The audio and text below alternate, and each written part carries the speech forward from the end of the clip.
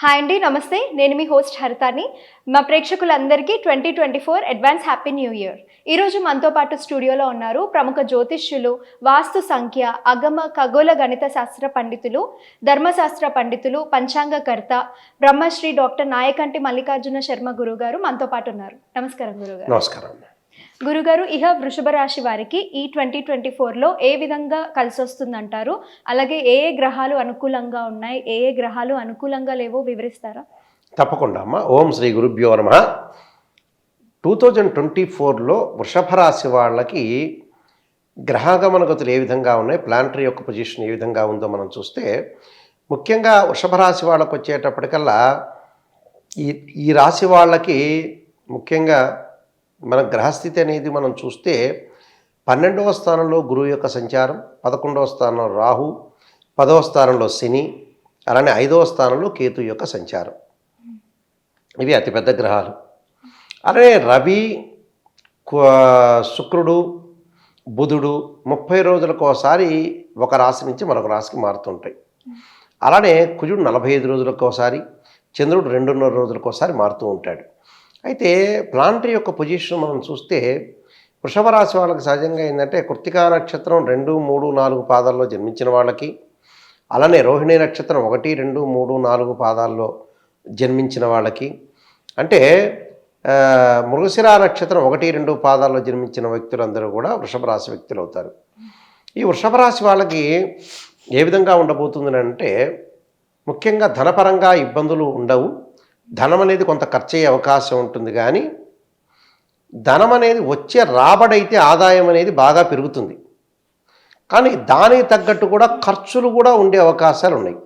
కానీ వేస్టేజ్ ఖర్చా, అనవసరంగా వాళ్ళు పెంచుకుంటున్నారా, అనవసరంగా ఎకనామిక్గా గ్రోత్ ఉన్నా కూడా బట్ వాళ్ళు ఎకనామిక్గా క్రైసిస్ అనేది ఉందా లేదా అంటే, ఎకనామిక్గా క్రైసిస్ అనేది ఉండదు. ఎకనామిక్గా గ్రోత్ అనేది ఉంది, కానీ ఇన్కమ్ సంబంధించిన విషయాల్లో కొంత ఖర్చు అవుతుంది. అంటే ఎక్స్పెండిచర్స్ అనేవి పెరుగుతూ ఉంటాయి. పెరగటానికి కారణం ఏంటంటే, వీళ్ళకి వృషభ రాశి వాళ్ళకి గురువు బాగా లేకపోవటం. అంటే 12వ స్థానంలో గోచారీత్యా బాగున్నా మంచివాడు కాదంటాడు, జన్మంలో కూడా గురువు ఉన్నా కూడా మంచివాడు కాదని శాస్త్రం చెప్పబడింది. అయితే గ్రోత్ అనేది ఏంటంటే, ఇక్కడ రాహు వల్ల గ్రోత్ పెరుగుతుంది, జూపిటర్ ప్లానెట్ వల్ల గురువు వల్ల కొంత ఎక్స్పెండిచర్స్ పెరుగుతుంటాయి. గురువు ఏం చేస్తాడు, డబ్బులు ఖర్చు పెట్టడం అంటే శుభ కార్యక్రమాలకు ఖర్చు పెడతాడు. అంటే విందులు, వినోదాలు, వివాహాలు, పిల్లల యొక్క ప్రయత్నాలు, అలానే పిల్లల యొక్క పెళ్ళిళ్ళు, పిల్లల యొక్క ఎడ్యుకేషను, వాళ్ళ కొన్ని అసెట్స్ కొనుగోలు చేయటం, అంటే ఆస్తులు కొనుగోలు చేసే అవకాశం ఉంటుంది.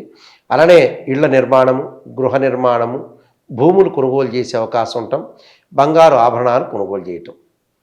అంటే వీళ్ళకి డబ్బు అనేది, మనీ అనేది ట్రాన్స్ఫర్ అయ్యి ఎసెట్స్ రూపంలో చేంజ్ అవుతుంది. అంటే బెటరే కదా. ఇంకోటి, పిల్లలకు ఖర్చు పెట్టేది ఎప్పుడూ వృధా కాదుగా, పిల్లలే ఇంపార్టెంట్ కదా. పిల్లలు లేకపోతే ఏ రాశి వాళ్ళైనా ఎవరైనా కూడా వేస్టేగా. వంశాభివృద్ధి చాలా ఇంపార్టెంట్ కాబట్టి అమ్మాయి అయినా అబ్బాయి అయినా వాళ్ళ యొక్క పెళ్ళిళ్ళు చెయ్యాలి, పిల్లల యొక్క చదువులు చదివించాలి, వాళ్ళ యొక్క వివాహాలు. దాన్ని వేస్టేజ్ ఖర్చు అనరు. అంటే ఎప్పుడైనా ఆ ఖర్చు చేయాల్సిందే, పెట్టాల్సిందే. వాళ్ళు బాగుంటేనే తల్లిదండ్రులు బాగుంటారు. అంటే అప్పుడు వేస్టేజ్ ఖర్చు అనేది కాదని అర్థం. అంటే శుభ కార్యక్రమాలకు ఖర్చు చేస్తారు వీళ్ళు. అలానే రాహు 11వ స్థానంలో ఉండటం వల్ల విదేశాలకు వెళ్ళే అవకాశాలు ఎక్కువగా ఉంటాయి. అక్కడుండే ఎవరైతే గ్రీన్ కార్డు హోల్డర్స్ ఎవరైతే ఉంటారో ఆ దేశం యొక్క పౌరసత్వం లభించే అవకాశం ఎక్కువగా ఉంటుంది వీళ్ళకి. అంటే కంపెనీ త్రూ కూడా జాబ్ పర్పస్లో వెళ్ళే వాళ్ళు కూడా ఎక్కువ మంది ఉంటారు. అంటే ఉద్యోగపరంగా కూడా వాళ్ళు వెళ్తూ ఉంటారు. అంటే 11వ స్థానంలో రాహు యొక్క ఫలితం వల్ల అన్నీ కూడా అనుకూలమైన ఫలితాలు ఉంటాయి.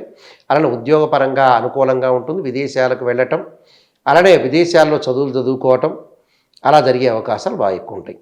అలానే వృషభ రాశి వాళ్ళకు వచ్చే 5వ స్థానంలో కేతు యొక్క సంచారం వల్ల పిల్లల యొక్క అభివృద్ధి ఆలోచనలు బాగా పెరుగుతుంటాయి. ఇంకా పిల్లల అభివృద్ధి సాధించాలి, డెవలప్మెంట్ అవ్వాలి, అవుతే బాగుంటుంది, కొంత ఆలోచన బాగా పెరిగే అవకాశాలు బాగా ఎక్కువ ఉంటాయి వీళ్ళకి. అలానే తల్లి యొక్క ఆరోగ్య విషయంలో కూడా కొంత శ్రద్ధ చూపించాలి. అలానే వీళ్ళకి వృషభ రాశి వాళ్ళకి కంటక శని లేదా పొంగు శని అంటారు. అంటే అష్టమ, అర్ధాష్టమ, అలానే కంటక శని, పొంగు శని అంటారు. అంటే కంటక శని, పొంగు శని అనేది వీళ్ళకి వృషభ రాశి వాళ్ళకి దశమ స్థానం ఉండటం వల్ల మానసికంగా కొంత ఆందోళన చెందుతూ ఉంటారు. వృత్తిపరంగా ఉండే అన్ని విషయాలు, రహస్యాలు, సీక్రెట్లు ఏరే వాళ్ళకి చెప్పకూడదు. చెప్పటం వల్ల వృషభ రాశి వాళ్ళకు కొన్ని ఇబ్బందికరమైన పరిస్థితులు ఏర్పడే అవకాశం ఉంటుంది. కాబట్టి ప్రతిదీ కూడా కొంతమందితోనే షేర్ చేసుకొని ముందుకు వెళ్ళాలి. అంటే జీవితాన్ని డెవలప్మెంట్ చెందాలి అని అంటే కొన్ని విషయాలు అకల్ట్గా ఉండాలి. అకల్ట్గా అంటే ఏంటి అంటే జాగ్రత్తగా, సీక్రెట్గా, రహస్యంగా ఉండాలని అర్థం. అలా నూతన ఉద్యోగాల్లో మంచి ప్రమోషన్లు వచ్చే అవకాశం ఉంది. అలానే వ్యాపారాలు మటుకు అతి పెట్టుబడి మటుకు పెట్టకూడదు. క్యాపిటల్ అమౌంట్ అనేది అతి ఎక్కువగా పెట్టడం వల్ల కూడా కొంచెం ప్రాబ్లమ్స్ వచ్చే అవకాశం బాగా ఎక్కువ ఉంటుంది. కాబట్టి ఉన్న వ్యాపారాన్ని కొనసాగించుకొని ముందుకు వెళ్తే వాళ్ళకి మంచి జరిగే అవకాశం ఉంటుంది. స్త్రీలకు కొంత మానసికంగా ఆందోళన ఉంటుంది. ఏదో నేను ప్రాబ్లమ్స్ కోల్పోయాను, నేను అందరిలో కల్లా గ్రేట్గా గొప్పగా ఉండాలి అనే ఆలోచనలు ఉండి అనవసరంగా మానసికంగా ఆందోళన పడే అవకాశాలు ఎక్కువ ఉంటాయి. వృషభ రాశి వాళ్ళు ఆరోగ్యపరంగా కొంత జాగ్రత్తగా తీసుకోవాలి. వాహనాల మీద వెళ్ళేటప్పుడు సముద్ర మార్గంలో, నీటి మార్గంలో కూడా జాగ్రత్త ఉండటం మంచిది. విద్యార్థులు అనేక శ్రద్ధ పెట్టి చదవాలి. అంటే కాన్సన్ట్రేషన్ చాలా ఇంపార్టెంట్. చదువు మీద వేరే వ్యాపకాలన్నీ కూడా వదిలేసి చదువు మీద శ్రద్ధ పడితే మంచి రిజల్ట్స్ వచ్చే అవకాశం ఖచ్చితంగా ఉంటుంది. ప్రత్యేక పరిహారాలు చేసుకుంటే మంచిదమ్మా. అలాగే గురుగారు, వృషభ రాశి వారికి ఏవైనా దోషాలు ఉంటే ఎలాంటి పరిహారాలు చేసుకుంటే మంచిదంటారు? వృషభ రాశి వాళ్ళు తప్పకుండా దత్తాత్రేయ స్వామి యొక్క పారణం చేయాలి, దత్త కవచాన్ని చదవాలి.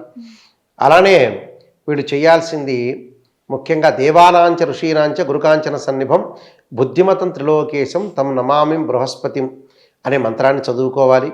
అలానే ఆరోగ్యపరంగా దీర్ఘకాలిక వ్యాధులు ఉన్నవాళ్ళు తప్పకుండా శరీరే జర్జరీభూతే వ్యాధిగ్రస్తే కళేవరి ఔషధం జాహ్నవీతోయం వైద్యో నారాయణ హరి అనే మంత్రాన్ని కూడా చక్కగా చదువుకోవాలి.